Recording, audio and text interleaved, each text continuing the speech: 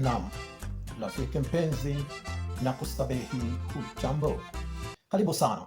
Siku ya leo tunaangazia swala nzima la ishara au jinsi ambavyo tunaweza kufahamu kwamba Mungu anaelekea kukubariki na utajiri mwingi. Na jambo la kwanza ambalo linaweza kuwa ishara kwamba Mungu anaelekea kukubariki kwa mali nyingi, kwa utajiri mkubwa, ni upatapo kwamba una uwezo wa kutunza kidogo. Iwapo una ule uwezo wa kutunza vitu vidogo, vitu vichache vizuri, basi hiyo ni ishara moja kwamba kuna uwezekano Mungu atakuja kukubariki kwa utajiri tena mkubwa. Kwani hata Biblia katika Luka mtakatifu sura ya 16 msururu wa 10 kusema kwamba yeyote yule anaye uwezo wa kutunza kidogo, basi anaweza kupewa na nyingi akazitunze, na yule mwenye hawezi kutunza kile kidogo, hata nyingi hakuna anayethubutu kumpa, sababu hawezi kutunza. Na hivyo basi, ishara moja tena muhimu sana, wewe unaweza barikiwa na utajiri mkubwa au la, ni kama kile kidogo wanga unakitunza. Na ishara ya pili nayo ni ingine muhimu sana. Iwapo wewe ni mtu mkali, mtu mwenye kupeana, mtu mwenye si mkono bilika, kuna uwezekano mkubwa wewe utakuja kuwa mtu mwenye mali nyingi.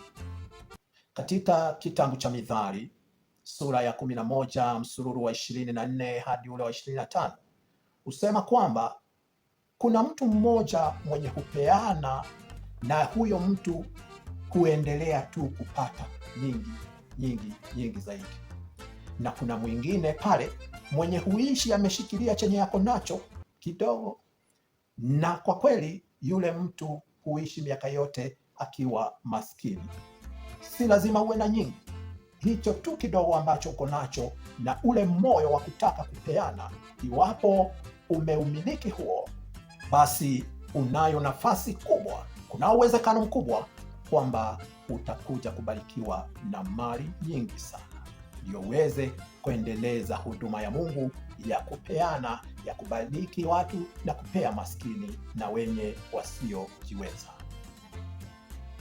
Na ishara ya tatu, mtu mwenye ni mvumbuzi, mtu mwenye ana mawazo ya kipekee, kuna uwezekano mkubwa sana mtu sampuli ile atakuja kubarikiwa kwa utajiri mwingi sana.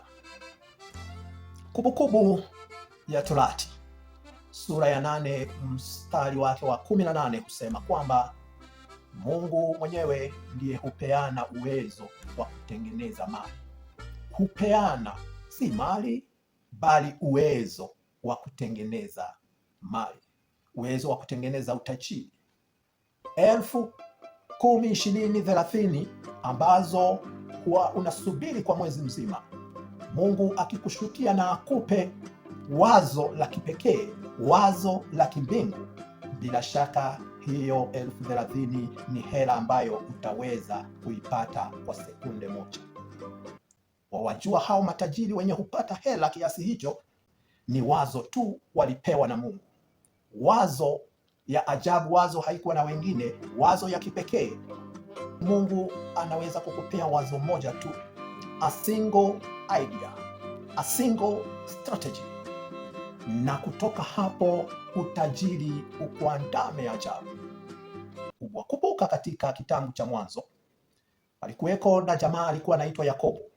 Yakobo alikuwa amepewa kazi na bosi yake Laban, na wakiwa pale bosi yake akaona ni kana kwamba Yakobo atajisaidia sana, na hivyo akamwambia kondoo ambazo zina mandoa zenye zilikuwa nadra kupatikana, zikipatikana ni chache mno, ndizo zitakuwa zako, lakini hizi zingine ndizo zangu, na hivyo ndivyo nitakulipa kufanya ile kazi ya kuwalisha wale mifugo.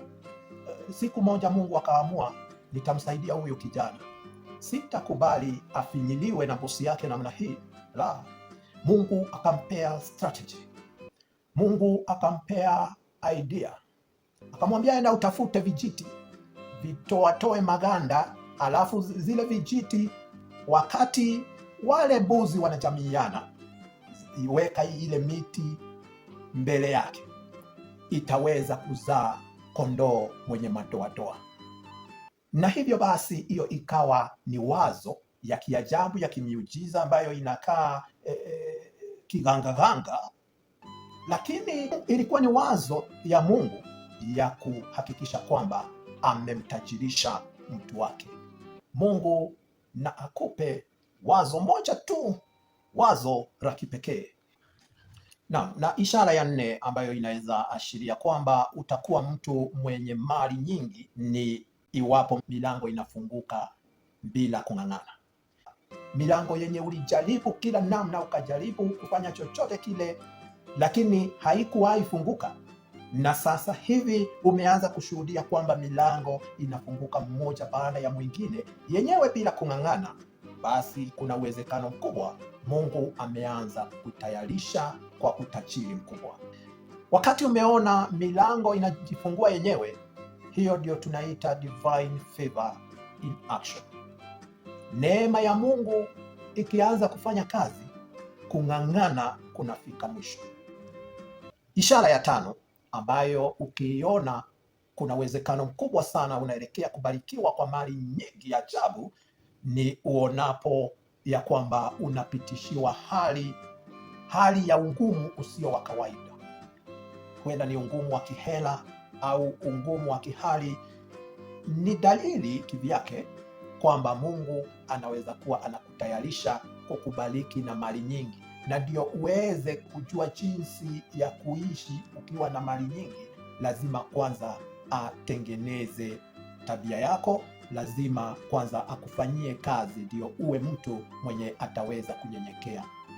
Otherwise, umeona wengi ambao wamebarikiwa na mali nyingi, maseleb, wanariadha, wana michezo wote kwa jumla, na wenye wameshinda jackpot, wajua kupata zile mali nyingi walizopata kwa mpigo mara moja, badala kuwe baraka kwao, ndio ilikuwa ni mwanzo wa mwisho wao. Mungu akitambua kwamba utajidhuru na ule utajiri, utajidhuru na ule ufanisi wa haraka, kuna uwezekano mkubwa anaweza kwanza kukupitishia jangwani, kukupitishia hali ngumu zaidi, ndio utoke hapo pande ile ingine utakuwa umeiva vizuri, utakuwa una uwezo wa kujua si uwezo wako bali ni Mungu amekuwezesha, na utanyenyekea, utaheshimu wengine wenye hawajafika hapo bado, na utatumia mali kumtukuza Mungu. Na ishara ya 6 kwamba utakuja kufanikiwa kwa utajiri mwingi zaidi ni upatapo kwamba hufanyi mambo sababu ya kupata tu hela, bali umeanza kuvutiwa sana kufanya mambo ndio utekeleze tu wajibu, ndio tu ufanye chenye uliumbwa ukakifanye, uhisi kwamba umeridhika kwa kukifanya tu kile.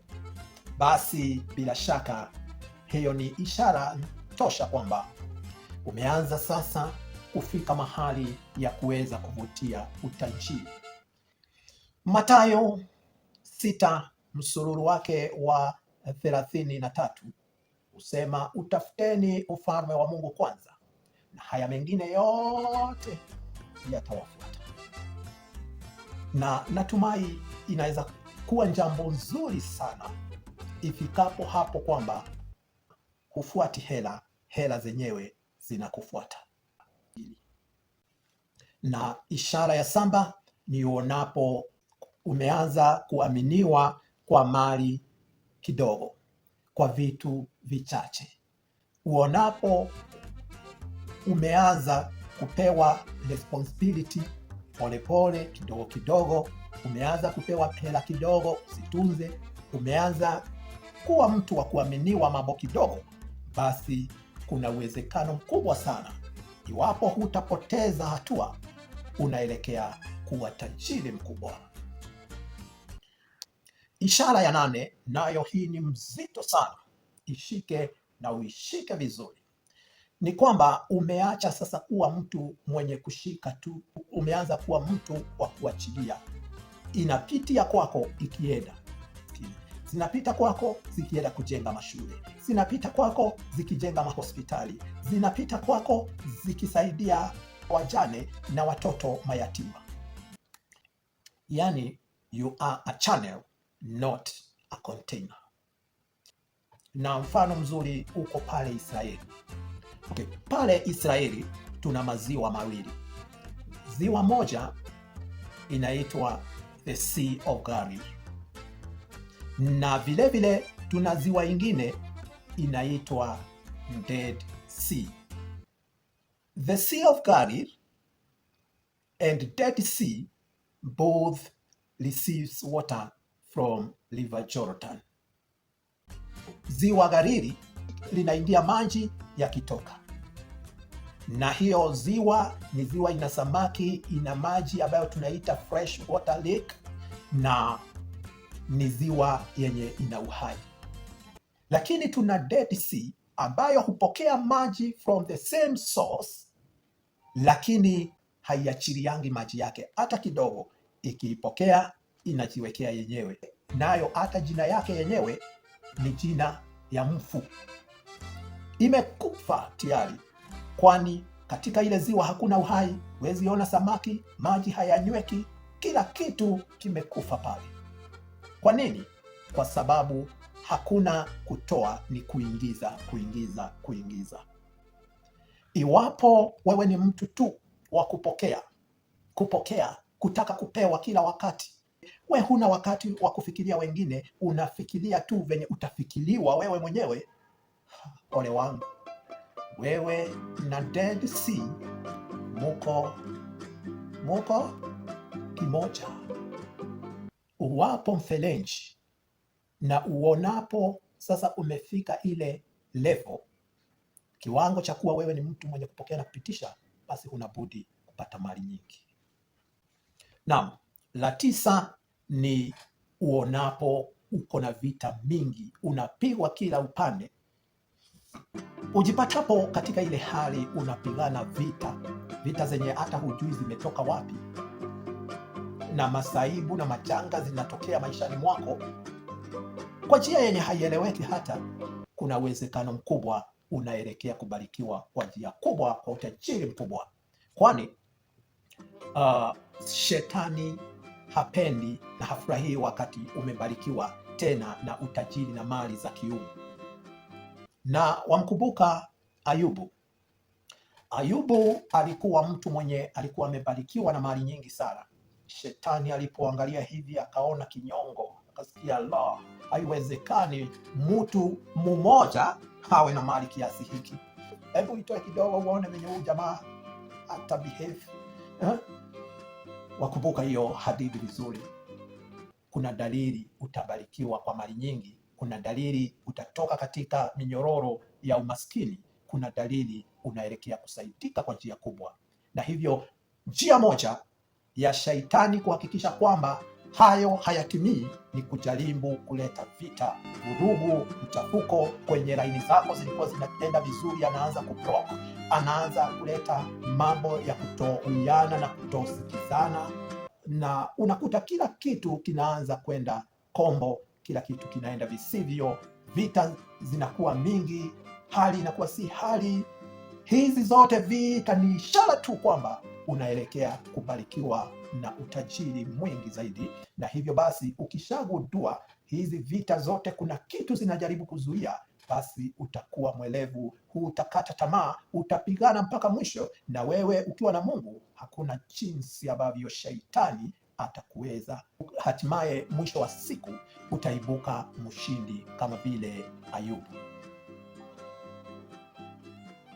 Na ishara ya 10 tena ya mwisho ni uonapo ya kwamba umeanza kuhisi kujitenga, umeanza kuhisi kujiachanisha na mambo zingine ambazo ulikuwa umejishikanisha nazo sana. Unaanza kusikia hii siwezi bebana nayo tena, haya siyawezi tena, hawa au hii aina ya marafiki hainifai tena. Unapofika pale unaanza kuhisi hata matendo, tabia ambazo umekuwa nazo, unaanza kusikia mali haipendi mambo mingi, ndio umeanza kutoa moja baada ya nyingine, na haipendi kelele, kwani mali pia na utajiri mkubwa tena wa kiungu unahitaji mtu ambaye ni msafi, mtu ambaye amejitakaza, mtu mwenye hajabebana na mambo mingi ya kidunia, mtu ambaye Mungu anaweza mtumia na anaweza mtunuku mali aweze si kujifaidi tu yeye mwenyewe, bali kufaidi wengine na hata jamii na nchi kwa jumla. Uonapo hizi ishara, kuna uwezekano mkubwa unaelekea kubarikiwa kwa utajiri mkubwa, na hivyo basi Mungu akuwezeshe kutunza kile kidogo ambacho uko nacho kwa sasa. Mungu akuwezeshe kuwa mtu mkarimu, mtu mwenye kuachilia. Mungu pia akuwezeshe au akukumbuke, akupee divine ideas and divine strategies.